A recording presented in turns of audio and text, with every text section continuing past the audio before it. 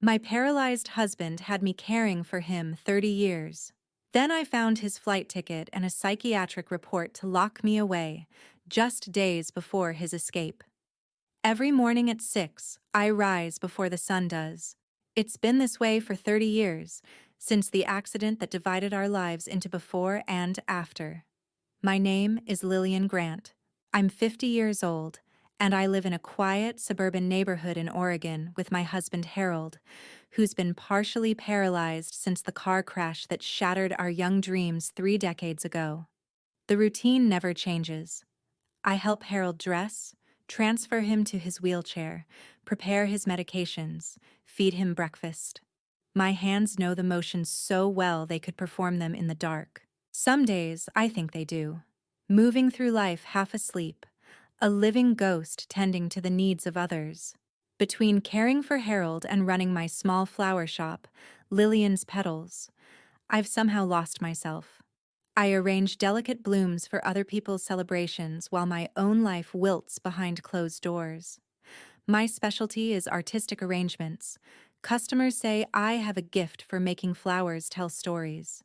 If only they knew the story behind the hands that create them. "You're a saint, Lillian," people often tell me at church or in the grocery store. Not many would have stayed. Their admiration feels like sandpaper against my skin. What they see as devotion, I sometimes feel as erasure. 30 years of being Harold's caretaker rather than his partner.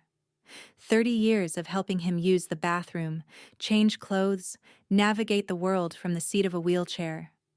Harold was a financial analyst before. Ambitious, charismatic, always planning our future.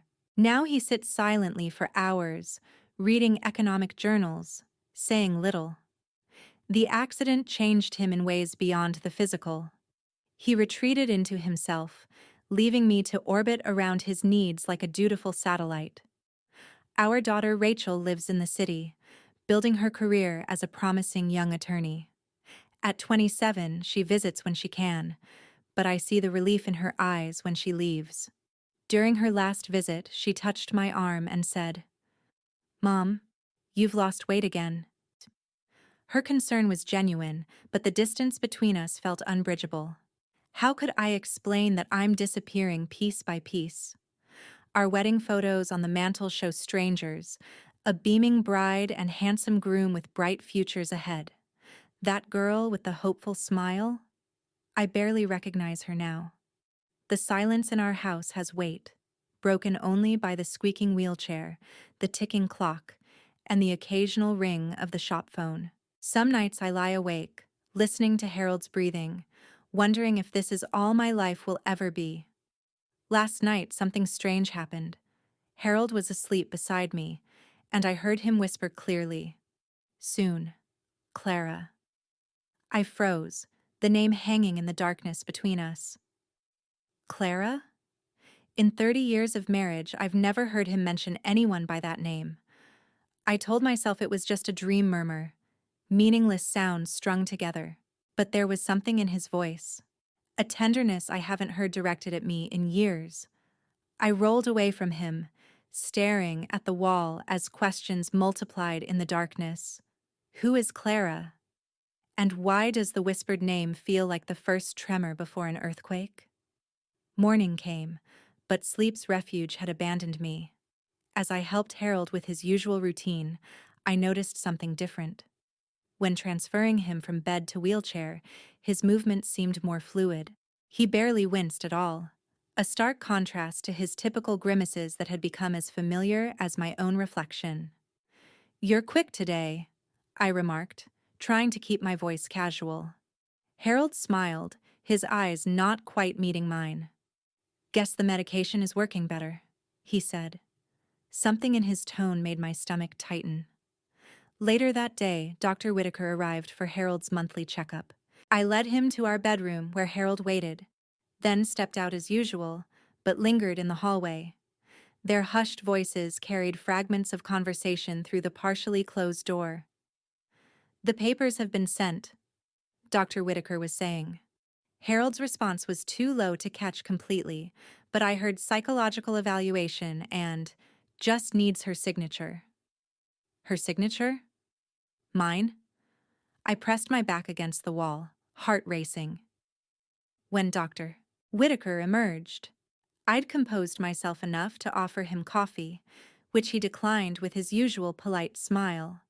While cleaning that afternoon, I found a receipt that had fallen beneath Harold's nightstand. It was for exercise equipment, resistance bands, weightlifting gloves, and knee supports. I stared at it, confused. Who would order these things? I assumed it must be Rachel's, accidentally left behind during her last visit, and tossed it in the trash. But that night I retrieved it, folding it carefully into my journal. Small things began to add up. Harold needed less help transferring to his chair. When I'd enter his room unexpectedly, I'd catch a flash of something, like he was adjusting his posture, settling back into a helpless position. His pillows showed indentations suggesting he had shifted positions on his own while I was out. Checking our medicine cabinet, I discovered several blister packs of his muscle relaxants with expired dates, completely untouched. Had he been pretending to take them? When I set up a new smartphone for him, something he'd requested for audiobooks and news, I noticed location services hidden in a subfolder and restricted access settings that seemed bizarrely sophisticated for someone who claimed technological ineptitude. Shouldn't we set up the emergency call feature? I asked, watching his face carefully. No need, he replied too quickly. You're always here anyway. His dismissive tone felt like a slap. One night, unable to sleep, I heard Harold's voice coming from his study, a room I'd set up so he could read in peace during the day. She still doesn't suspect anything. The certification is being prepared.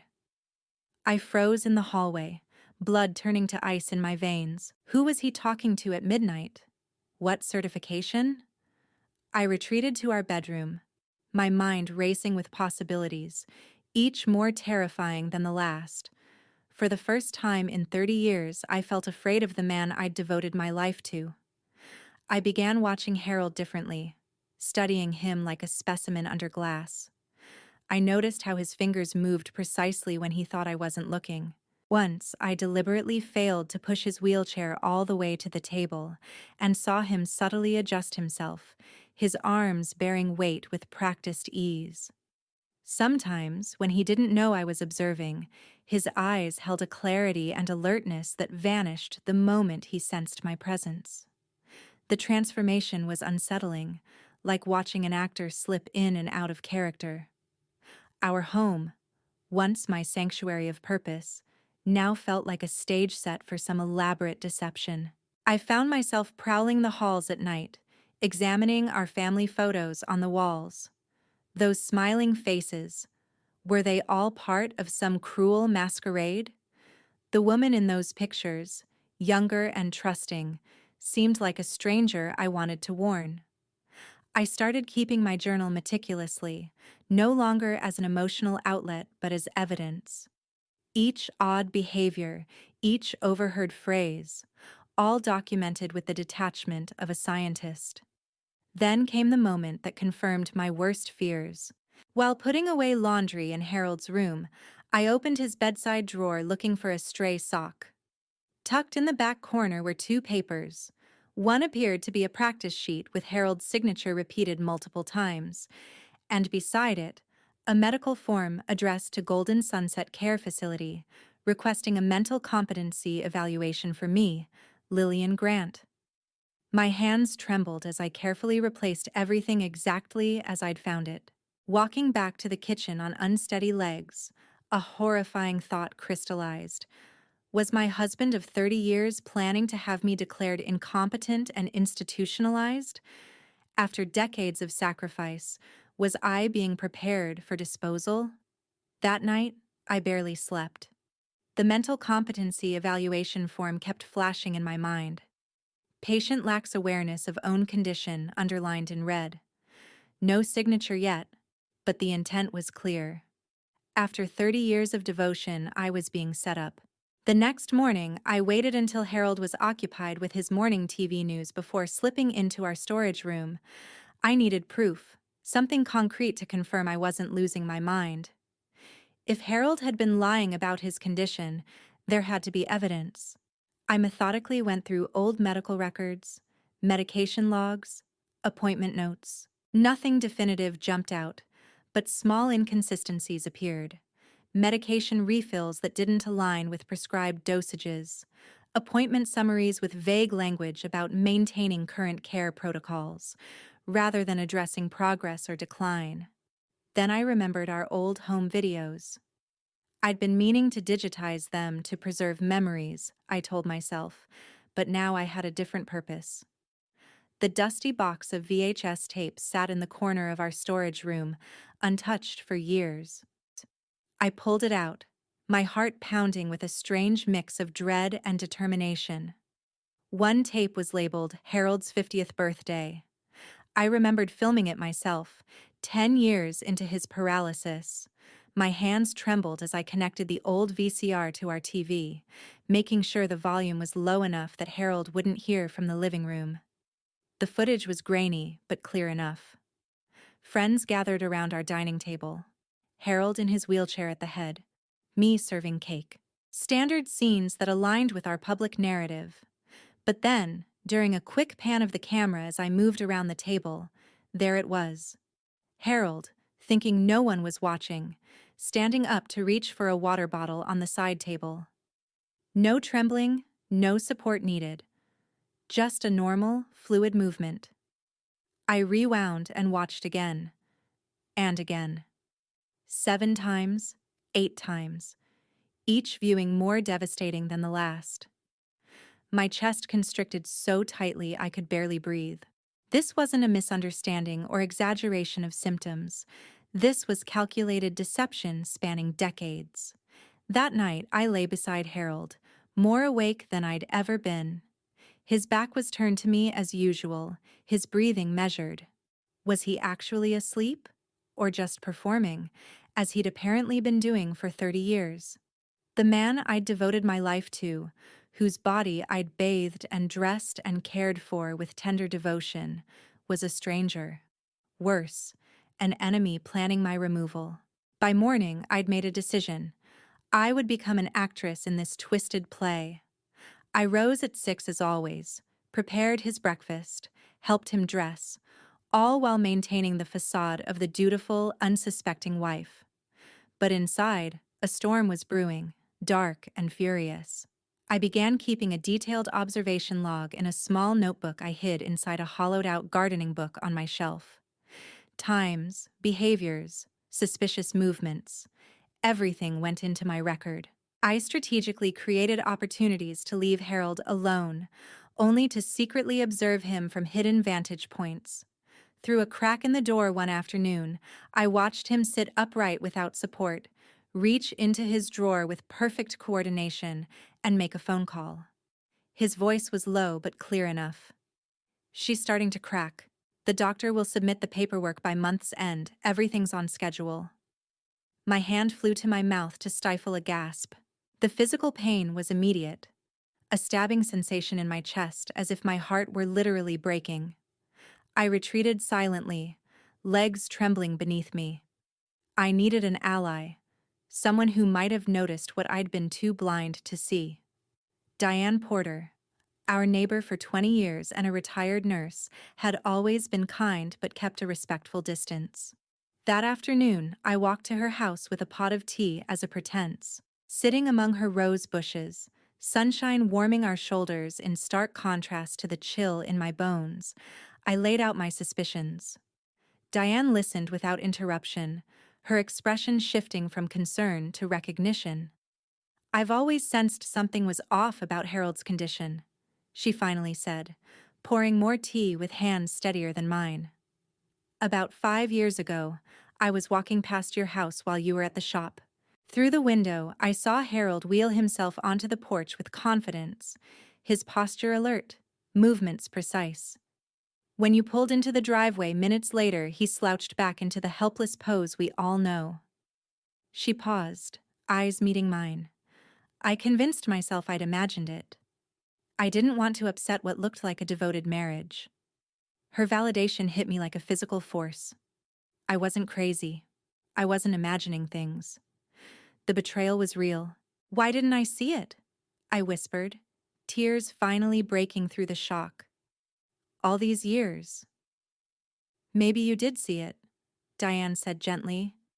But seeing would have destroyed the identity you'd built around being the perfect, self-sacrificing wife. Sometimes blindness is self-protection.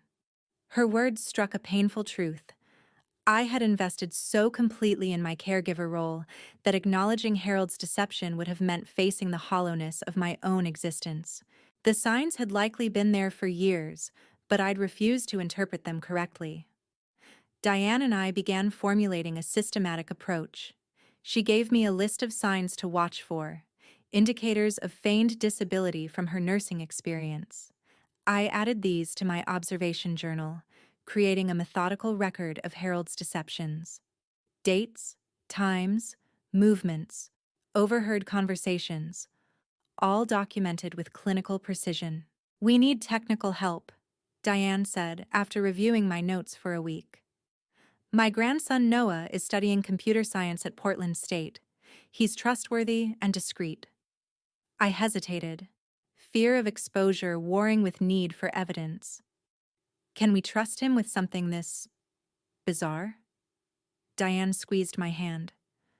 Noah helped document elder abuse cases during his internship last summer. Nothing shocks him anymore. As I walked home that evening, anxiety and determination battled within me.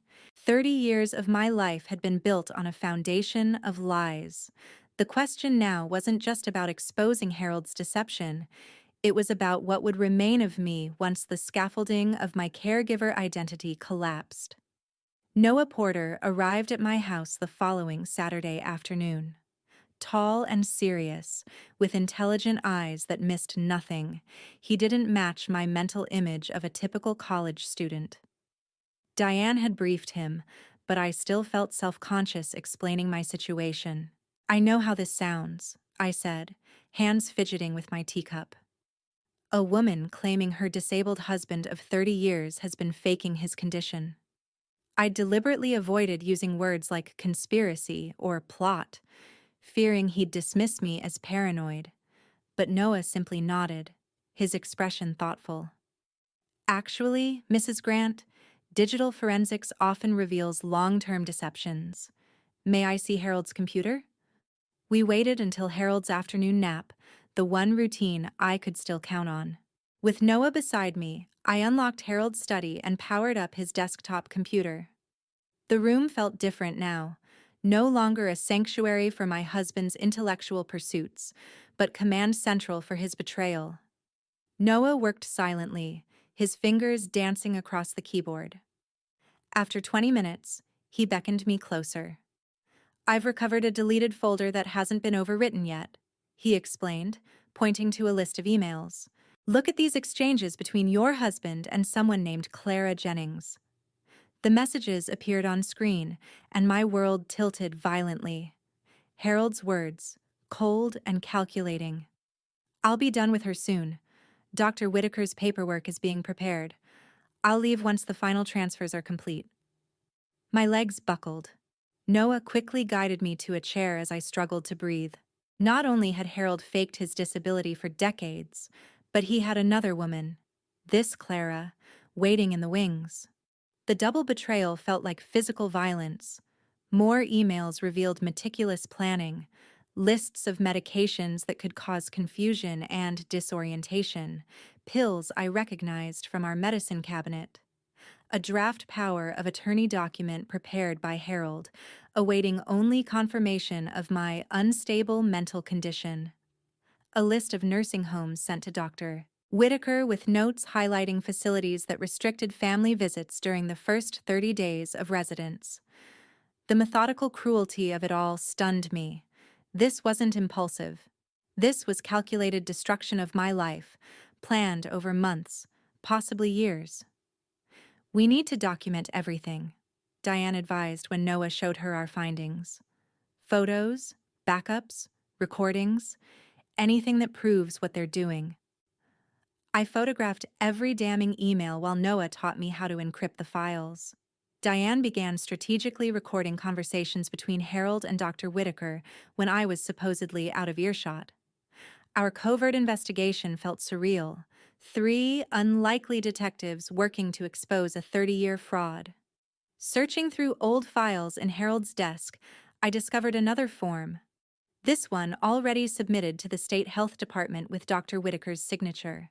The reason given: signs of memory disturbance and mild paranoid delusions. Mental evaluation required. The truth crystallized with terrible clarity. I wasn't just being deceived. I was being systematically erased from my own life, my identity dismantled piece by piece to make room for another woman. I adopted a new strategy, playing the role of the increasingly confused, dependent wife they wanted me to be. I smiled more, questioned less, and reacted with exaggerated gratitude to Harold's help. I needed time to gather more evidence, to understand the full scope of their plan, to identify every accomplice. Who else is involved besides the doctor and this Clara? I wondered aloud during our secret meeting in Diane's garden shed. Diane's face darkened. About 6 months ago, Harold asked me to write a psychological assessment of you. He claimed you were becoming forgetful and depressed, suggested I document instances when you seemed disoriented. My blood ran cold. What did you tell him? I refused. Said it wasn't my place. I told him to consult professionals. She gripped my hand. Lillian, I had no idea he was trying to build a false medical record against you. That night, alone in my bathroom, the only space I still felt was truly mine. I stared at my reflection, searching for signs of the woman Harold was describing to others. Had I become forgetful? Was I displaying confusion without realizing it? The most insidious aspect of his plan was how it made me doubt my own mind, exactly what he wanted. I began keeping a parallel journal, documenting my daily activities with obsessive precision. Conversations, errands, meal preparations, all recorded with timestamps and details that I could reference if my memory was ever questioned. The irony wasn't lost on me. My defense against being labeled mentally unstable looked like the behavior of someone becoming unhinged. Noah's next discovery sent chills through me. An audio file recovered from a cloud backup contained Harold's voice speaking to Clara. Lillian still thinks she's in control of everything. Not much longer now. We'll be free soon. I played it 3 times, each repetition like a knife twisting deeper. The tenderness in his voice when speaking to this woman was something I hadn't heard directed at me in decades. Diane watched me carefully as I sat frozen. The recording ended. She took my trembling hands in hers, her eyes fierce with protective anger. "If we don't act quickly, you won't just lose your house or your marriage," she said. "You'll lose your freedom, your very self. They're trying to erase you, Lillian. We can't let them succeed." The weight of her words settled over me. For 30 years, I'd defined myself as Harold's devoted caretaker, measuring my worth through sacrifice. Now, I faced a terrible truth. The man I'd built my life around had been systematically plotting to discard me once I'd served my purpose. What happens when the foundation of your identity is revealed as an elaborate lie? Who are you when everything you believed about your life together was false? I didn't know who I was anymore, but I knew one thing with absolute certainty. I wasn't going to disappear quietly. While Noah continued analyzing Harold's digital footprint, I found myself drawn to the beginning of this deception. The life-changing accident that had defined our existence for 30 years suddenly seemed suspect. If Harold could fake paralysis, what else about that day had been fabricated? I contacted the Department of Transportation, requesting accident records from 3 decades ago. After a week of bureaucratic hurdles, a thin manila envelope arrived containing a single-page report. The details were sparse. Vehicle lost control while avoiding obstacle, resulting in collision with embankment. Near. But one detail jumped out. The accident occurred at noon on a clear day, on a straight stretch of rural highway with no reported obstruction. The responding officer was listed as M. Haley. When I called the precinct, a records clerk informed me that Officer Haley had resigned just days after Harold's accident, with no explanation provided. His personnel file had been sealed at his request for privacy reasons. My uneasiness deepened. I contacted Memorial Hospital, where Harold had supposedly received emergency treatment. "I'm sorry, Mrs. Grant," the records administrator said after checking their archives. "We have no record of a Harold Grant being admitted on that date." "That's impossible," I insisted. "My husband was treated for spinal injuries following a car accident." A pause. Then, "It's strange you should ask. About 6 months after the date you mentioned, we received paperwork from a lawyer representing Mr. Grant, requesting copies of medical records. When we couldn't locate them, there was quite a fuss about lost files." The implication was clear. There were no original records because Harold had never been admitted. Someone had attempted to create a paper trail after the fact. That evening, I called Rachel. My daughter needed to know the truth, despite how painful it would be. "Mom, are you feeling okay?" Rachel asked when I began explaining my suspicions. "This sounds like, well, it sounds concerning. Maybe you should talk to someone professional?" Her doubt cut deep but wasn't surprising. For her entire life, Rachel had known her father as a disabled man dependent on my care. I had raised her to respect that narrative. "I have evidence," I said firmly, and outlined everything: the recovered emails, the video footage showing Harold standing, the inconsistencies in the accident report. Rachel fell silent for so long I thought we'd been disconnected.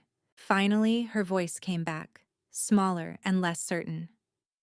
"I need to see these things for myself. And then, we need more concrete proof, Mom. Something irrefutable." Using her legal connections, Rachel tracked down Vincent Hale, Harold's former colleague from the financial firm. We arranged to meet at a diner in the neighboring town, far from any prying eyes. Vincent was in his 70s now, hair silver but eyes still sharp. He glanced nervously around the restaurant before speaking. "I've wondered for years if someone would ever come asking," he said, stirring his coffee endlessly. "Harold Grant didn't have an accident. He disappeared because an internal audit was closing in on him." My cup clattered against its saucer. "What are you saying?"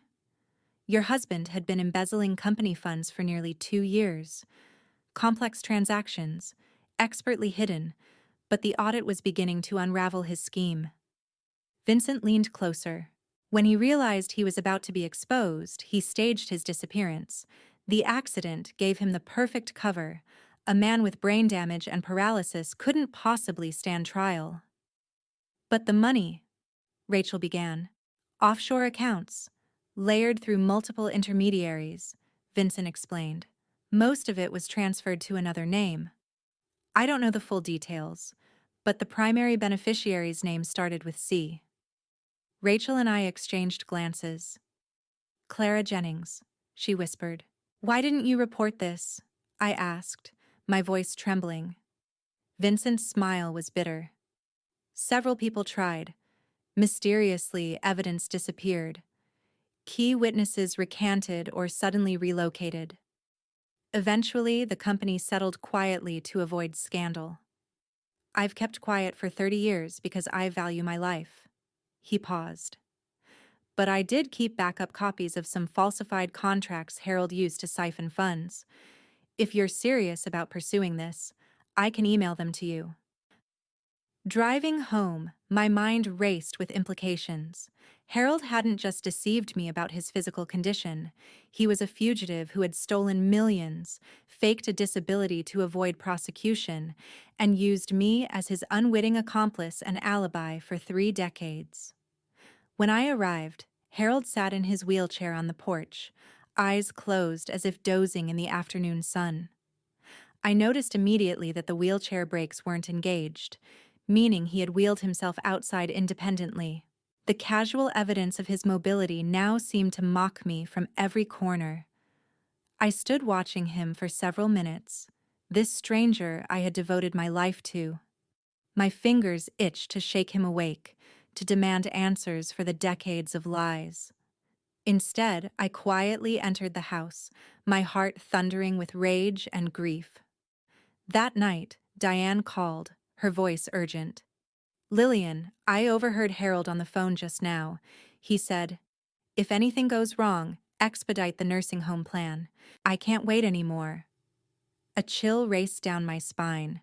Whatever timeline Harold and his accomplices had planned for my removal was accelerating. I was running out of time. "What do we do now?" I whispered. "We have enough to go to the authorities," Diane said. But did we?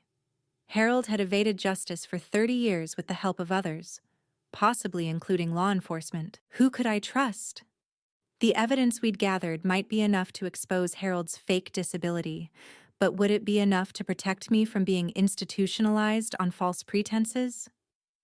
I thought of the nursing home list with facilities that restricted visitors for the first month.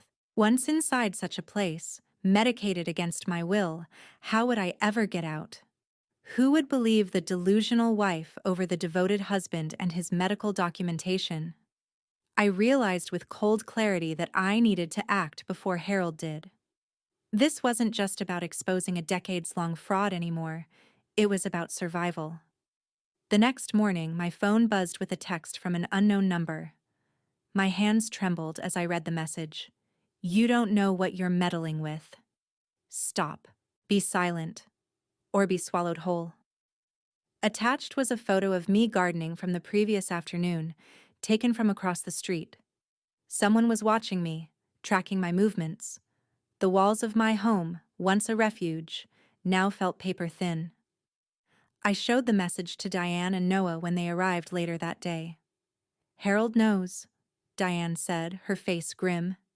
"He knows we're investigating." Noah nodded, opening his laptop. I recovered something else from his deleted files, a document titled Transfer Day 1. It's concerning. The file contained a meticulous timeline. Trip booked. She will be admitted to Bloomrest following the second evaluation. I depart the country within 10 days after. My blood ran cold. Bloomrest was the assisted living facility Dr. Whitaker had casually mentioned months ago, suggesting it might be a good place for respite care if I ever needed a break from caregiving. "Have you signed any medical forms recently?" Diane asked suddenly. I thought back, trying to remember every piece of paper I'd touched in recent months. There was something. Dr. Whitaker said it was an updated medication authorization. The print was small, and he was in a hurry. I found the carbon copy I'd kept and scanned it for Rachel to review. Her response came within hours, her legal training evident in her precise language. "Mom, this isn't a medication form. It's a durable power of attorney that activates if you're declared mentally incapacitated. It gives Harold complete control over your medical decisions, finances, and living arrangements." I felt physically ill. Every night became a battle against insomnia. During daylight hours, I jumped at shadows, flinched when Harold spoke to me. His familiar face, once a source of comfort, now seemed like a mask concealing a predator. Some mornings, I'd catch myself staring into the bathroom mirror, whispering, "Am I really losing my mind?" Then I'd snap back to awareness, horrified that I might be unconsciously providing Harold with the very behavior he needed to build his case against me. Rachel insisted I see an independent psychologist, someone with no connection to Dr. Whitaker. After a thorough evaluation, Dr. Marissa Chen delivered her assessment with calm professionalism. "Mrs. Grant, you show no signs of cognitive impairment or delusional thinking. What I do see are clear indicators of psychological trauma resulting from prolonged emotional abuse and gaslighting. I strongly recommend documenting all instances of manipulative behavior you observe." Her validation was like oxygen after decades of drowning. I wasn't crazy. I wasn't imagining things. The threat was real. With Noah's help, We installed a tiny recording device in Harold's study, hidden within a decorative bookend I'd crafted years ago in a pottery class. A week later, we captured a damning conversation between Harold and Clara. "Don't worry." Harold's voice was tender in a way I barely recognized. "She won't be living in this house 2 weeks from now. Everything's arranged. Clara, you know I'm doing all this for us." The intimate tone cut deeper than any knife. This was the voice of the man I'd once loved, now directed at the woman he planned to replace me with. Meanwhile, Diane noticed a middle-aged man in a long coat appearing repeatedly near our homes. Once, when she approached him, he wordlessly turned and walked away. "I think Harold hired someone to watch you," she told me, "to document any unstable behavior they can use against you." My home had become a stage, and I was being directed toward a performance of mental deterioration. Harold's eyes followed me constantly, assessing, cataloging. "Did you remember to add sugar today?" he'd ask when I made tea, his tone dripping with false concern. "Are you sure you took your vitamins? I didn't see you take them." "That's the third time you've misplaced your glasses this week, dear." Each question was a brick in the wall he was building around me, a narrative of a woman losing her grip on reality. I decided to play along, strategically displaying minor lapses to see what he'd do. I'd pretend to forget the name of his medication, place his water glass slightly out of reach, hesitate when answering simple questions. Harold's response was immediate and revealing, a performance of gentle concern masking obvious satisfaction. "Are you feeling all right?" he'd ask, his eyes bright with something that wasn't worry. I'd nod and smile vaguely, while inside, I documented every interaction, building my own case. Noah's technical skills proved invaluable once again when he recovered a partially deleted email from Harold's trash folder. Reading it, I felt as though the floor had disappeared beneath me. "Once she says something incoherent in front of the doctor again, Whitaker will sign off on the papers." 72 hours later, Bloomrest takes her. Flight. Frankfurt, Seat 2A. The final lines were addressed to me, though never intended for my eyes. "Goodbye, Lillian. Thank you for your devoted care these 3 decades. I'll tell Clara this story as a joke someday." I read those words 7 times, each repetition burning them deeper into my consciousness. The casual cruelty, reducing 30 years of my life to an amusing anecdote for his lover, crystallized something within me. The helpless caregiver was gone.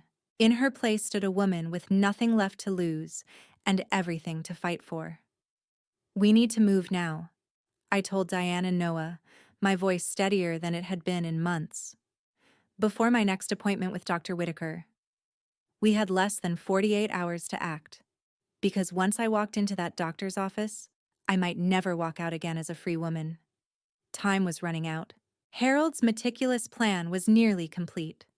The falsified medical records, the flight reservation, the nursing home arrangements, even the farewell email. Everything was in place except the final piece, my institutionalization. I gathered my small circle of allies in Diane's garden shed, away from prying eyes and listening devices.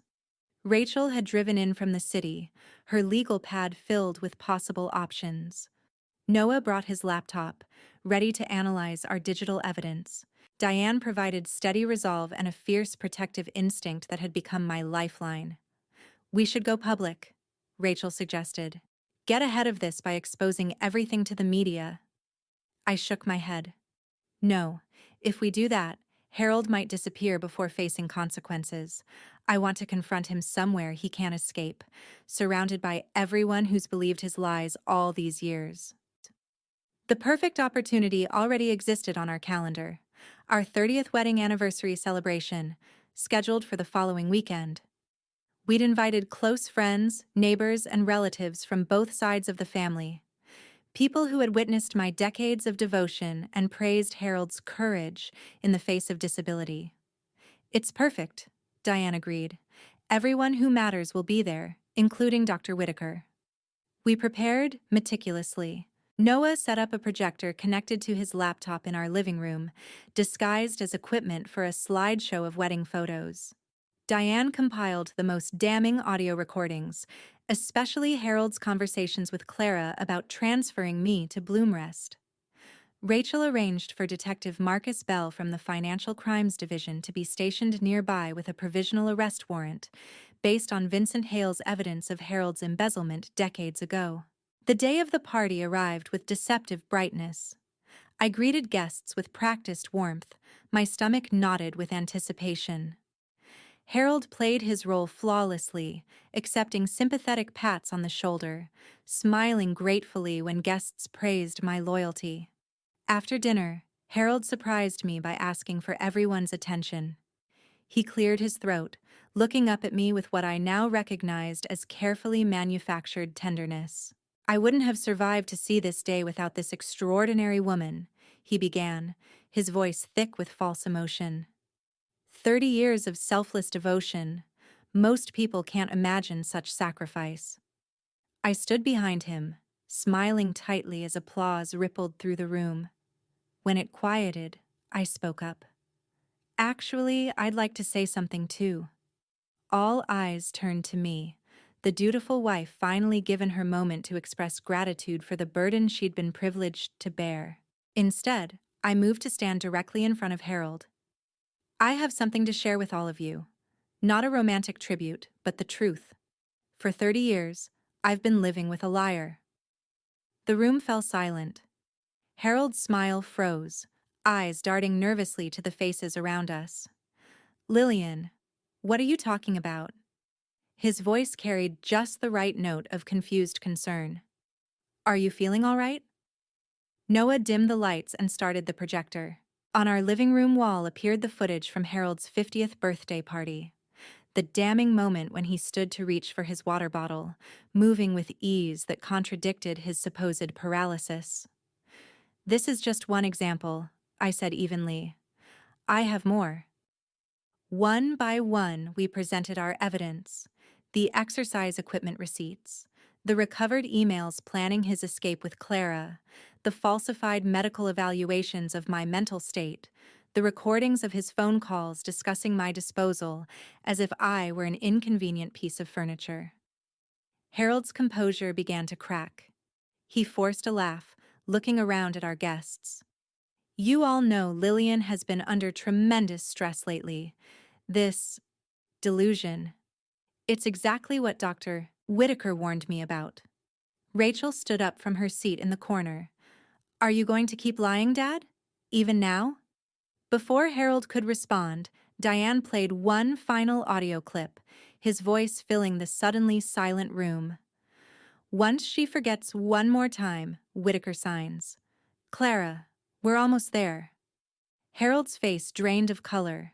He looked around wildly, suddenly aware that his carefully constructed world was collapsing around him. The front door opened and Detective Marcus Bell entered, flanked by 2 officers. "Harold Grant," he announced formally, "you're under arrest for financial fraud, falsification of medical records, and identity misrepresentation for the purpose of asset seizure." Gasps erupted around the room. Mrs. Davidson from next door pressed a hand to her mouth. Dr. Whitaker, who had been edging toward the door, found his path blocked by another officer. As Detective Bell approached with handcuffs, the most revealing moment occurred. Harold instinctively stood up from his wheelchair to attempt escape. His legs, supposedly useless for 30 years, supported him fully for several steps before he stumbled under the weight of his exposed lies. I didn't cry as they led him away. I simply stood in the center of our living room, surrounded by the shocked faces of people who had witnessed my devotion for decades without seeing my erasure. All the memories, the pain, the lost years, they still existed, but no longer as a burden I carried alone. For the first time in 30 years, I controlled the narrative of my own life. The morning after Harold's arrest, I woke to unfamiliar silence. No wheelchair creaking across hardwood floors, no calls for assistance, no medications to organize. Just me, alone in our My house, surrounded by the artifacts of a life built on deception. I wandered from room to room, touching familiar objects that now held different meanings. The specialized shower chair Harold had insisted on, never actually needed. The expensive hospital bed where I'd tucked him in countless nights, a prop in his elaborate performance. Yet amid this museum of lies, I felt something unexpected. Lightness.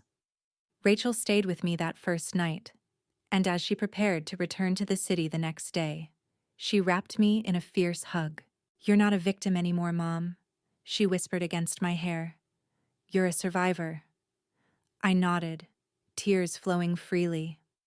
For the first time in decades, I didn't need to pretend to be strong. The vulnerability felt like its own kind of strength. Within days, news outlets picked up the story. Woman discovers husband faked paralysis for 30 years to escape prosecution. My phone rang constantly with interview requests. After careful consideration, I agreed to speak with Lauren McKay, editor of a respected news program. "Why share your story publicly?" she asked when we sat down together, cameras rolling. "Because I know I'm not alone," I answered. "Because right now someone is doubting themselves, ignoring warning signs, or believing they deserve manipulation. If my 30 years of blindness can become someone else's moment of clarity, then none of it was wasted." The response was overwhelming. Thousands of messages poured in from people who recognized their own relationships in my story, individuals trapped in webs of deception, questioning their own perceptions, sacrificing their identities on altars of obligation. One message particularly stayed with me, from a woman named Eleanor. "I've been caring for my disabled husband for 15 years. After watching your interview, I installed a camera.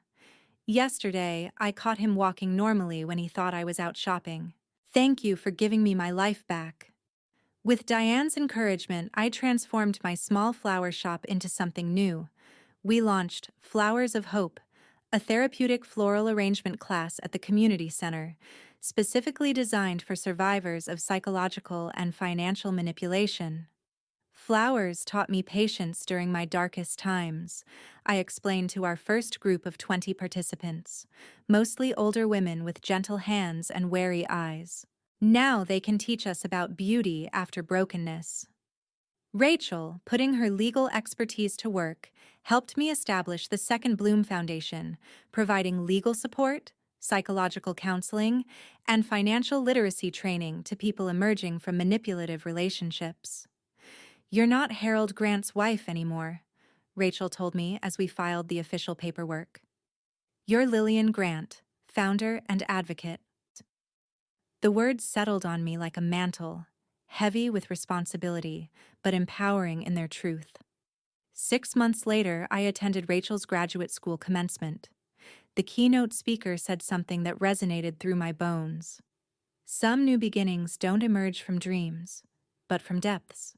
It's in those depths that we learn to climb, and eventually, to fly." I watched my daughter in her graduation gown, her face bright with possibilities, and realized I'd given her something I never had, a model of resilience, of refusing to remain diminished by another's lies. One spring morning, as I arranged flowers by my kitchen window, a letter arrived from a woman named Linda Kay. "Thank you," she wrote. "You didn't just tell your story, you told mine and hundreds of others. Yesterday, I walked away from 23 years of gaslighting and control. Today, I potted a small plant. The first thing I've ever owned that's truly mine." I smiled, tying a ribbon around a vase of white roses. I didn't know exactly what tomorrow would bring, but for the first time in my adult life, I would be the one deciding.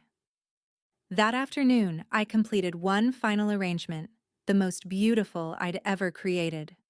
Instead of wrapping it for delivery, I placed it on my dining room table with a small card that read, "For Lillian Grant, survivor, second bloomer, woman who will never bow again." As sunlight streamed through my windows, catching the water droplets on fresh petals, I realized something profound. In trying to destroy me, Harold had inadvertently set me free. The prison hadn't been his wheelchair or his needs. It had been my unquestioning acceptance of a role someone else had written for me. Now, at 50, I was finally the author of my own story, and it was just beginning.